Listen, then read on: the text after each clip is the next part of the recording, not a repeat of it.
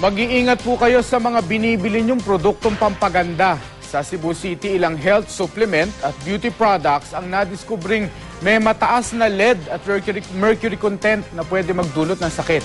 Makibalita tayo kay Nico Sereno ng GMA Cebu.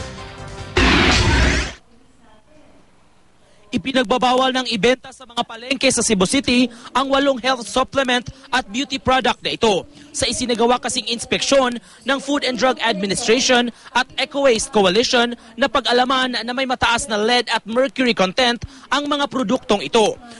Ginamitan ng X-ray fluorescence spectrometer ang bawat produkto at nakitang hindi ligtas gamitin ang mga ito. So makikita mo na yung result. This one shows 4,700 approximately ppm of lead. Ang symbol ng lead is Hg. Yes. So this one represents lead. Like sabi ni I, 1 ang set na limit.